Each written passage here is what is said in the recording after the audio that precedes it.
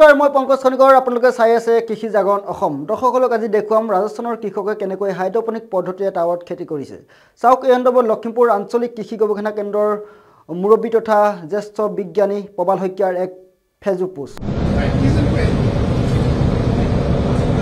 So hydroponics tower system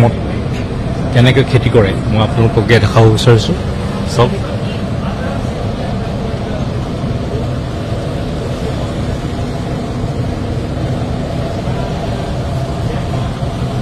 হাইড্ৰোপনিক্স খেতি কবি সব টাৱাৰ সিস্টেমত হাইড্ৰোপনিক্স খেতি কেনেকৈ কৰা হৈছে অতি সুন্দৰ আধুনিক কৃষি ব্যৱস্থা হলৈ গৈ আছে এই কথাটো এই লেটুস আমি এনেকুৱা যিবোৰ আধুনিক কৃষি প্ৰণালীৰ এনেকুৱা গৱেষণা কেন্দ্ৰবোৰত আহিলে আমি গম পাম আৰু এইটো গৱেষণা কেন্দ্ৰ আবদ্ধ হৈ নাই কিন্তু বিভিন্ন ইয়াৰ উদ্যমী যিসকল যুৱক আছে তেওঁলোকে এইবোৰক লৈছে সাবসিডিয়ে পাওক বা নিজৰ হসতীয়া ধন ব্যৱহাৰ কৰিয়ে হওক তেওঁলোকে এনেকুৱা সুন্দৰভাৱে হাইড্ৰোপনিক্স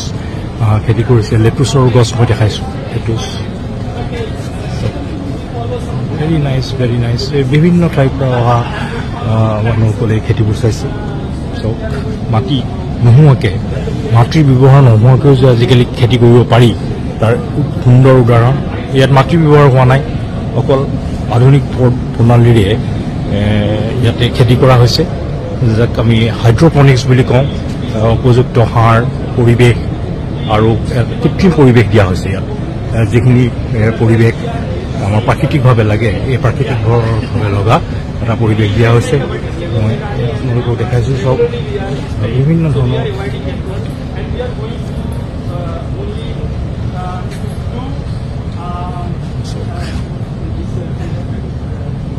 বিলাহী চব বিলাহী